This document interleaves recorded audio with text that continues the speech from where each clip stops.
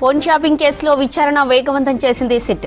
SIB మాజీ chief Prabhakar Rao, మాజీ DSP Praneeth Ravula విచారణలో వేల సంఖ్యలో ఫోన్లు ట్యాపింగ్ చేసినట్లు గుర్తించారు అధికారులు. ఓవైపు బాధితుల స్టేట్మెంట్స్, మరోవైపు నిందితుల స్టేట్మెంట్స్ రికార్డు చేస్తున్నారు.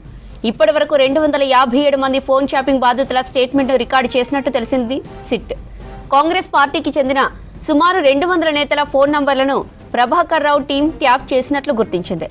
ఇవాళ ఫోన్ షాపింగ్ కేసులో సాక్షిగా స్టేట్మెంట్ ఇచ్చేందుకు సిట్ ముందు హాజరయ్యారు Chevella MP Konda Vishweshwar Reddy. Right, phone shopping కి సంబంధించిన మరిన్ని డీటెయిల్స్ అనిల్ లైవ్ లో అడిగి తెలుసుకుందాం.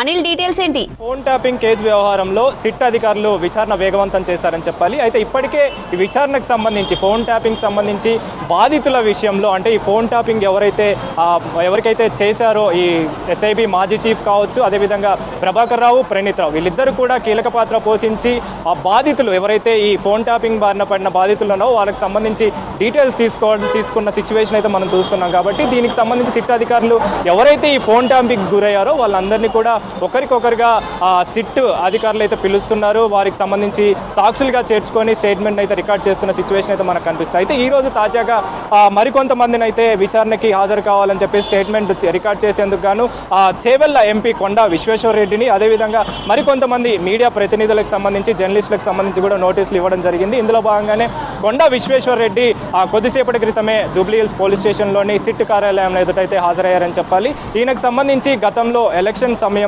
కొండా విశ్వేశ్వర్ రెడ్డి మీద ఫోన్ ట్యాపింగ్ జరిగినట్టుగా సిట్టు బృందం నిర్ధారించారు, ధృవీకరించారు. కాబట్టి అంటే ఎప్పుడైతే ఈ ప్రభాకర్ రావుని, అదేవిధంగా ప్రణీత్ రావుని విచారించిన సమయంలో ఆయనకు సంబంధించి వేల సంఖ్యలో ఈ ఫోన్ ట్యాపింగ్ సంబంధించి వేల సంఖ్యలో బాధితులు ఉన్నారని చెప్పేసి ఆ బాధితులకు సంబంధించి ఒకరికొకరుగా వారిని పిలిపించి స్టేట్మెంట్ అయితే రికార్డ్ చేస్తున్న సిచ్యువేషన్ అయితే మనకు కనిపిస్తుంది. అయితే ఇందులో భాగంగానే ఈరోజు తాజాగా కొండా విశ్వేశ్వర్ రెడ్డికి సంబంధించి స్టేట్మెంట్ రికార్డ్ చేసేందుకు గాను సిట్ అధికారులు అయితే పిలవడం జరిగింది. అందులో భాగంగానే కొండా విశ్వేశ్వర రెడ్డికి సంబంధించి కొద్దిసేపటి క్రితం ఆయన సిట్ కార్యాలయంలో అయితే ఎదుట అయితే హాజరయ్యారని చెప్పాలి. అయితే ఇప్పటికే 257 మందిని ఇప్పటికే సిట్ అధికారులు ఈ ఫోన్ ట్యాపింగ్ ఎవరి మీద అయితే జరిగిందో ఆ ఫోన్ ట్యాపింగ్ జరిగిన వ్యక్తులకు సంబంధించి పిలవడం, అదేవిధంగా వాళ్ళ దగ్గర నుంచి స్టేట్మెంట్ రికార్డ్ చేసిన సిచ్యువేషన్ అయితే మనకు కనిపిస్తుంది. అంటే దాదాపు వీళ్ళు ముఖ్యంగా చూసుకుంటే ఈ సిట్కి సంబంధించి అంటే ఫోన్ ట్యాపింగ్ కేసు వ్యవహారంలో ఎప్పుడైతే ప్రభాకర్ రావుని విచారణ చేశారో, ఎస్ఐబి మాజీ చీఫ్ ప్రభాకర్ రావుని, అదేవిధంగా